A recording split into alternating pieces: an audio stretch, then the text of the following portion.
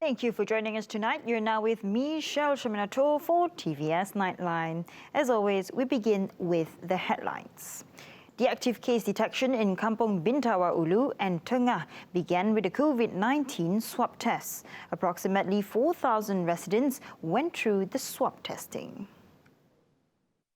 According to Kuching Epidemiology Regional Officer Dr. Nur Bazura Jamali, the first day of the swab testing began with a target of 1,000 residents from Kampung Bintawa, Ulu on Wednesday. Kita mula dengan Bintawa Ulu yang akan datang untuk first swab. Untuk di lapangan sahaja kita lebih kurang dalam 80 ke 90 orang pegawai yang terlibat.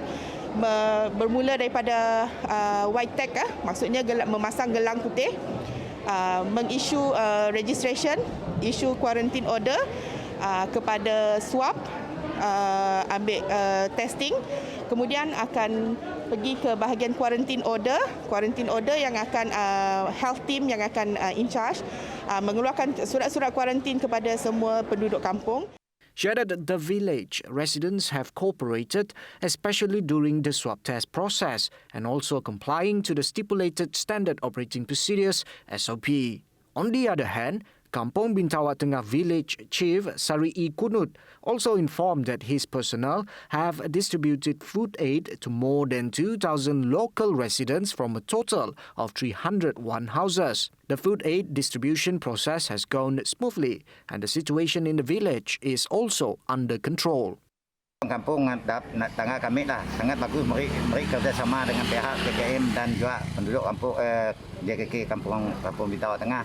Buat setakat kami tahu tu belum ada semua positif di Kampung Bintawa Ulu. According to Pantai Damai branch youth Zakaria Jamain, his party also contributed to a few initiatives to prohibit outsiders from entering the village. Bagi penduduk yang datang dari Bintawa Ulu, kami akan mula halangan macam tu. Dan nerang dengan naiknya, sama ada borang masih ataupun habis, pukul apa boleh lagi. Tapi masa tu dapat info dari Sida Kesihatan di Jebah Jambatan Nun, petang ada lagi borang yang keluar. Meanwhile, women in the state are seen as capable players in the state development agenda, footing in contributing to the state's transformation. He explains that digitalization transcends communities and nations and therefore is not bound by gender. Ini bermakna masa depan kita adalah cerah untuk semua manusia, tidak terkongkong dengan gender.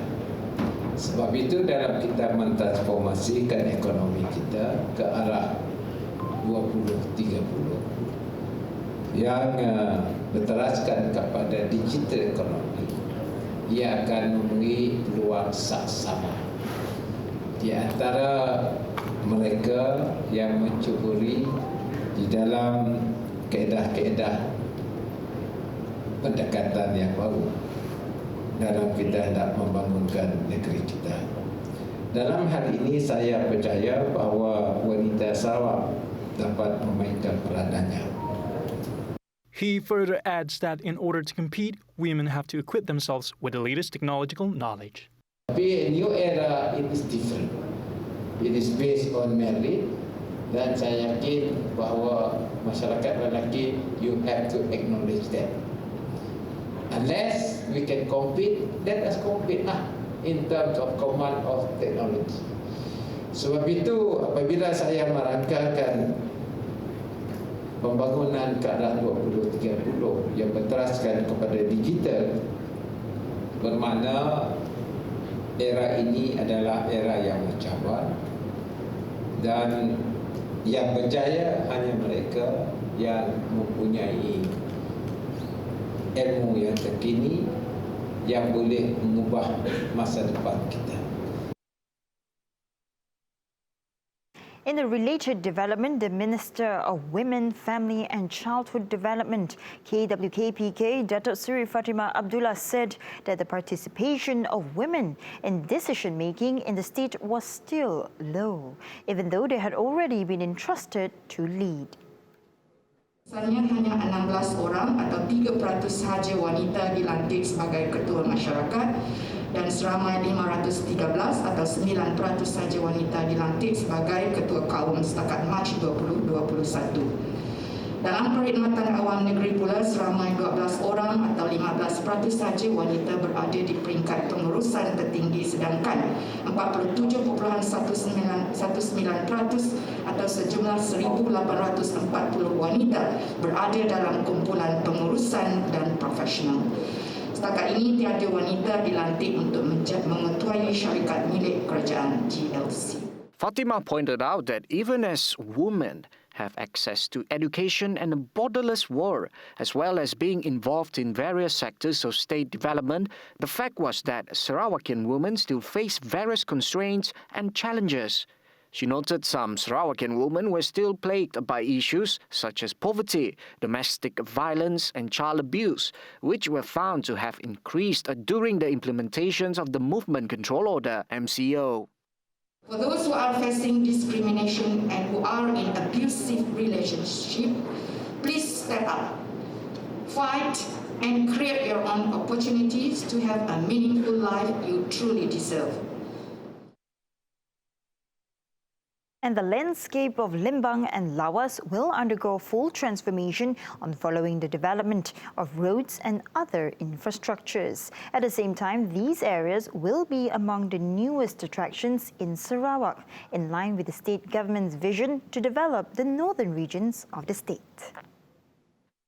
According to Chief Minister Datuk Patinggi Abang Johari Tun Openg, the development in Limbang and Lawas district is able to reach global standards without affecting the environment negatively.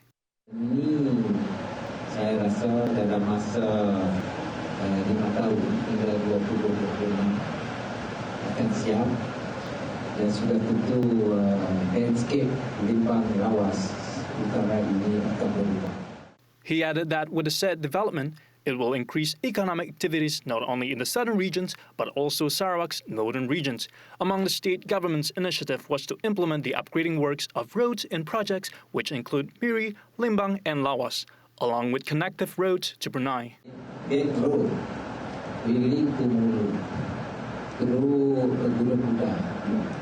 Once it linked to Mulu, it will be linked to Sungai Malinau area. Right to Long Tarawan, straight to Murudi. Jadi saya nampak utara ini akan membangun cepat. Itu juga dengan kawasan-kawasan lain di bawah Island Development Agency, di bawah Parajang Development Agency dan juga kawasan-kawasan hilir. Meanwhile, the International Women's Day celebration saw Abang Johari presenting special recognition to 7 recipients who had brought Sarawak's name to the international stage. Selamat Hari Wanita Antarabangsa 2021. Beliau adalah Joanne Lai Injing. For video producer Joanne Lai, the recognition was unexpected due to the short time given for music video productions of Penghidup Aku. I'm very happy lah sebab tak sangka kan? Tak sangka sebab macam given like selama 3 hari kan? Ya, 3 hari saja untuk 5 hari punya music video. Thank you untuk bos juga sebab dia bagi opportunity untuk bekerjasama dengan Melissa Francis. Yeah. As for popular Iban Sarawak singer Melissa Francis, the recognition was something to be proud of, especially when the award was presented to female producers. For her, this was an opportunity for Penghidup Aku after the song was nominated as the top 30 at the International Thai Film Festival 2020. And salah seorang pengarah wanita yang sangat hebatlah bagi Melissa sampaikan kita punya video klip Penghidup Aku ataupun My Life Dia masuk top 30 International Thai Film Festival anugerah untuk tahun 2020. Jadi Malaysia rasa sangat bangga. Ini adalah salah satu pencapaian yang sangat baik untuk salah seorang pengarah video muzik wanita. Tahniah Joanne. Melissa added she was looking forward to working together with Joanne Lai once more. Besar hatinya Melissa kalau pihak Joanne masih nak buat MTV untuk Malaysia Francis, why not? Kita sama-sama upgrade video klip dalam industri muzik lagu Iban.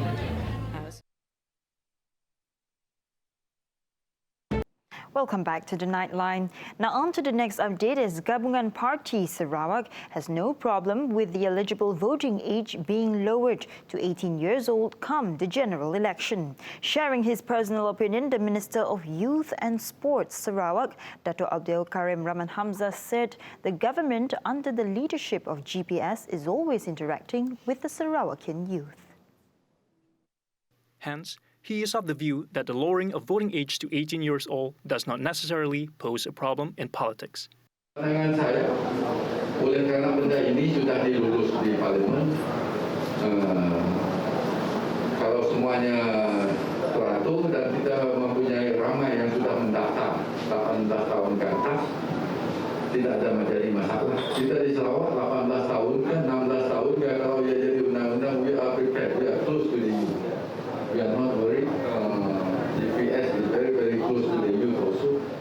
However, Karim, who is also president of Parti Pesaka Bumiputra Bersatu Sarawak, said it is up to the Election Commission to decide whether the country is ready to lower the voting age. Previously, it was reported that a Bill of Constitutional Law 2019 to lower the voting age from 21 to 18 years old was approved in 2019.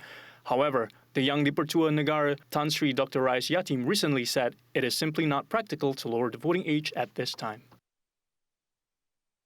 And to the COVID-19 development, as the State Disaster Management Committee, SDMC, reported 227 COVID-19 recovered cases and new COVID-19 infections with 225 cases. From the total, Miri recorded the highest number of cases with 88 cases. SDMC stated that one new cluster has been detected in Miri. The said cluster is the Jalan Merpati cluster, a workplace cluster which was detected in a shopping mall.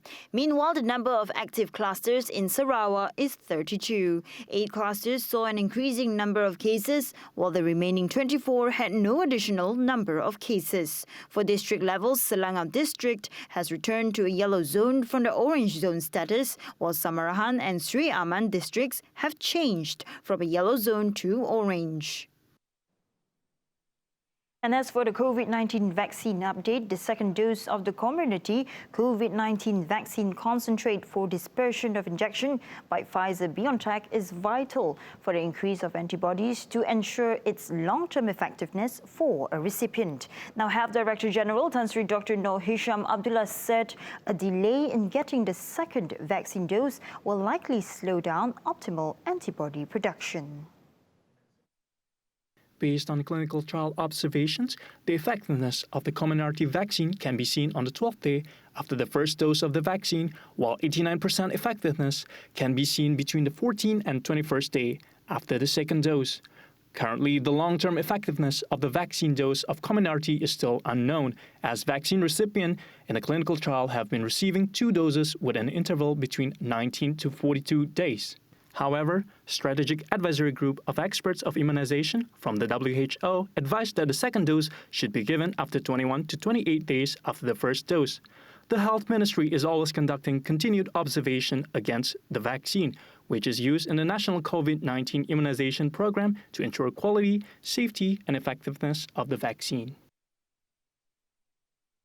And a total of 346,508 individuals have received the first dose of the Pfizer-BioNTech vaccine. Selangor recorded the highest number with 41,913 people, followed by Perak at 39,404, Sabah at 33,966, and Sarawak with 32,465. Now, this was revealed by Health Minister Datuk Seri Dr. Adam Baba as of the first phase of the national COVID-19 immunization program.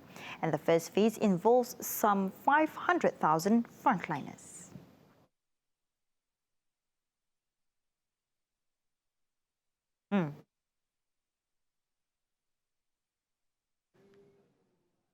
And in a move to boost domestic travel tourism, Malaysia is organizing the Cuti Cuti Malaysia Travel Wish List competition from March 17 to April 2. Tourism, Arts and Culture Minister Datuk Seri Nancy Shukri said that interested public could participate by submitting their travel photos with short stories about their dream travel destinations to the Backpackers and Tourism Malaysia social media platforms.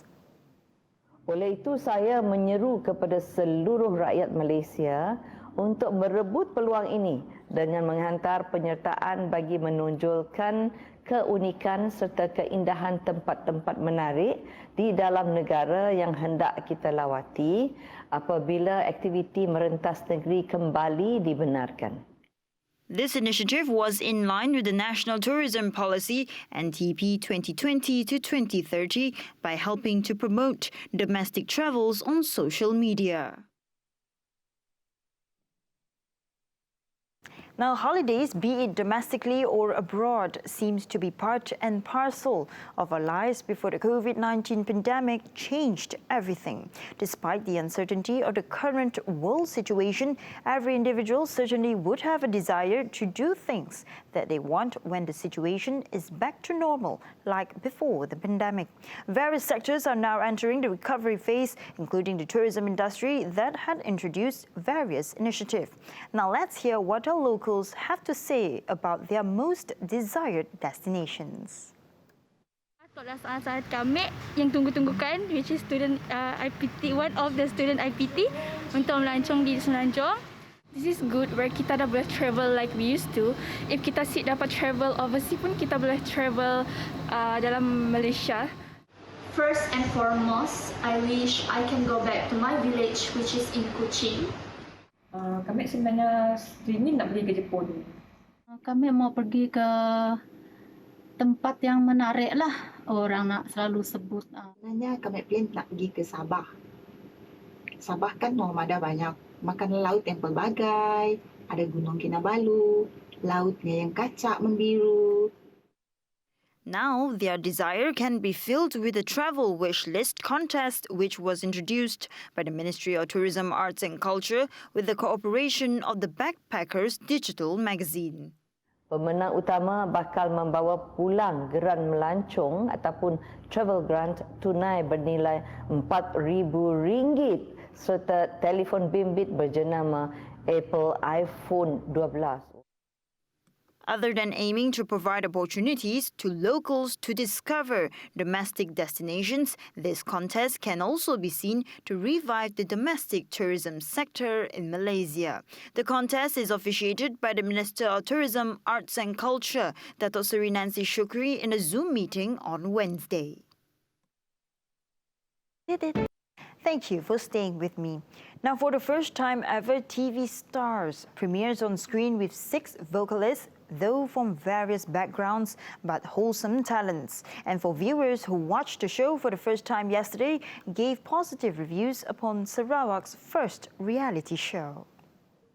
Kami memang nangga mengikutlah TVS, TV Star pun show reality show tadi merupakan introduction untuk TV Stars dan kami excited bila nangga because ia adalah first Sarawakian pun reality show. So memang kami looking forward for the what's coming up next. And untuk kami suka semua talent-talent yang dalam TV Stars tu dan kami rooting because ada kawan mek dalamnya. I'm rooting for Jali. So good luck Jali. But all the talent inside there are very talented. I'm looking forward for the next challenges for you guys.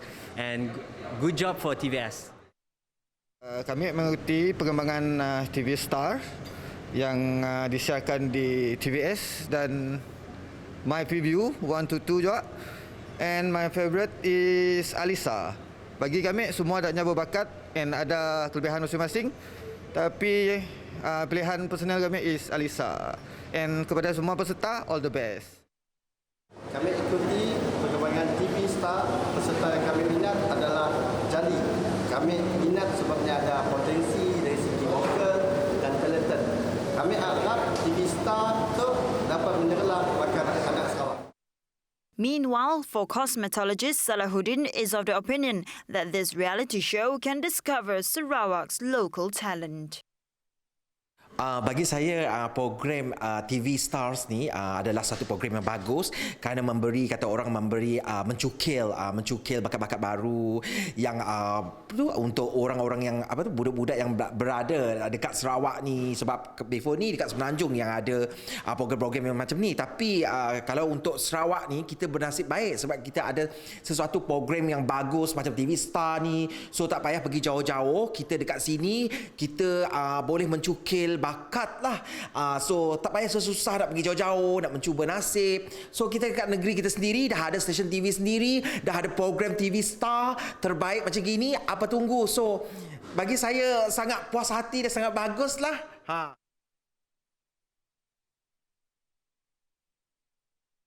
Now, I'd like to wish all the best for TV Stars contestants. Now, following the next update, as the recent accusations of cruelty levied against the police, which have caused negative perceptions towards them, were made by individuals who want to gain popularity. Now, the misconception of police cruelty for issuing compounds are unfair, as every fine is done under the Emergency Ordinance 2021 under the Prevention and Control of Infectious Diseases in the effort to combat COVID-19. Ambil kesempatan ada yang nak jadi popular kan, lontarkan tuduhan-tuduhan liar ni macam ni, lepas tu sembunyi tangan kan, macam kes pengemis dekat Ladatu tu. Dengan virus ni menular sana sini kan, dekat Sabah sekarang dah turun daripada 1,000 hari tu, sekarang dah turun, semalam 35 je, nak turunkan lagi. Jadi polis kena ambil tindakan, jangan biarkan palau ni berkeliaran macam tu. Mungkin dia dijangkiti, so tangkap keluar dalam news mengatakan polis denda dia 10,000 compound. Itu sebenarnya ditangkap dan diserahkan kepada kebajikan supaya dia dapat dikawal di situ. Jangan dibiar berkeliaran. Ramai. Police personnel only acts as a team to enforce the law under Act 342 of the Control of Infectious Diseases Act. Meanwhile, society would need to be more mature in evaluating the actions of the police, as they are taken solely for the sake of the people and to curb the COVID-19 pandemic. Those who have felt wrong or are in the right can appeal to the Health Ministry under the District Health Office in the districts where compounds are being imposed. And that concludes TVS Nightline for tonight. And as always, thank you for tuning in to your local news tonight. Here with me, Shosha Meto, and I'll see you next time. Have a good night.